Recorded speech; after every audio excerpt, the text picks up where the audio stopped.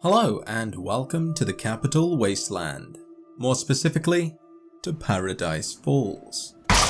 Inside this slaver camp are a number of small details that we can discover, and now that I present to you 5 things you may have missed in Fallout 3's Paradise Falls. The most iconic thing about this location, and most likely the first thing you noticed, is the giant ice cream boy. The statue has seen better days and is currently missing the left arm from the elbow down. However, the oversized limb can be found at the entrance to the settlement. At first I thought it was the hair from the Vault Boy mascot, but after using console commands to get a closer look, you can clearly see it's a hand. I also feel that the statue's appearance is worth mentioning. The ice cream boy must be a homage to the Bob's Big Boy statue, who without a doubt has inspired other variations of the restaurant's mascot. The man guarding the entrance to Paradise Falls is one mean character. Grouse was born in 2247. He is now 30 years old and has been with the slavers since he was a teenager. The previous leader, a man named Harmon Jurley, was none other than Grouse's father, who was usurped by the current leader Eulogy Jones. They don't really see eye to eye, so Eulogy has him sitting at the checkpoint entrance as far away as possible, while still getting some use out of him. Grouse sits here all day scraping caps together while the others get to go out hunting, earning a lot more money by capturing new slaves and taking a percentage. I hear you asking, why doesn't Grouse just do what Eulogy did and murder his way to the top?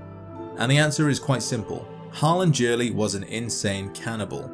Any slaves that couldn't be sold, he ate. He was a savage that somehow managed to keep things in order until Eulogy blew his brains out. Things are still crazy in Paradise Falls, but Eulogy has a charismatic essence that makes him almost likable. You must be our prospective customer. I do hope Paradise Falls can accommodate your needs. We make no judgments, no assumptions. We understand that it's a harsh world out there, and you do what you must to make it. Now, was there something specific you were interested in? His personal slaves, Crimson and Clover, will both gladly die for this man, even when presented with the opportunity to escape. And Clover, who can be bought to act as a companion, will return to him when let go. Grouse knows that if he makes a move, the other slavers and even slaves won't just stand idly by, keeping his legacy just out of reach. 2 of the slavers, a man named Ymir and his son Jotun, can both be found at the settlement's food court.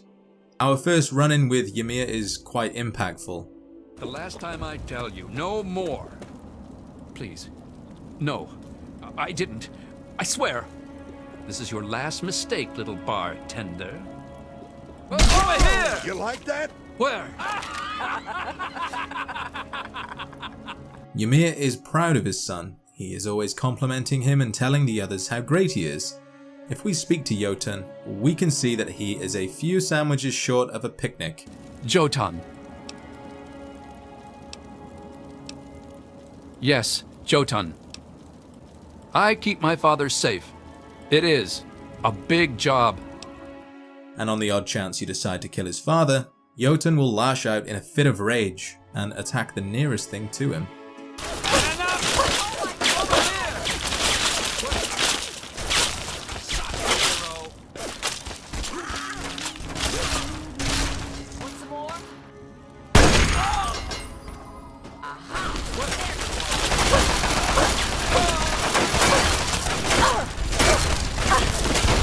When first arriving at Paradise Falls, we will be stopped by the lovable and friendly slaver Grouse.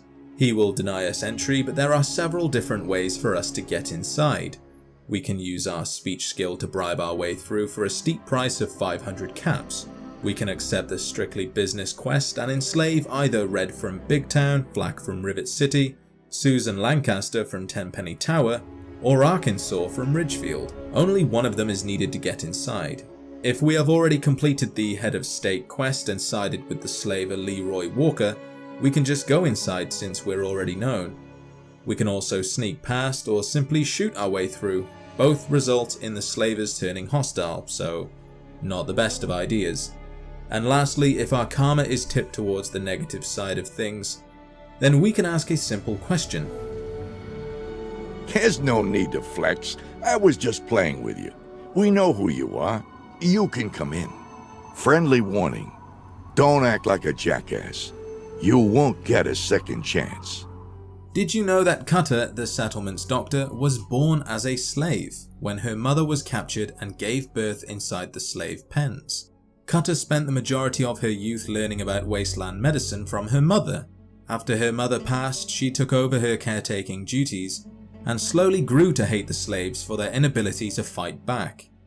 After nearly a decade of trading her services to the slavers, she had finally earned enough caps to buy her freedom. Since she was the only one in Paradise Falls that knew anything about medicine, she decided to stay and take as much money as she could from the wealthy slavers.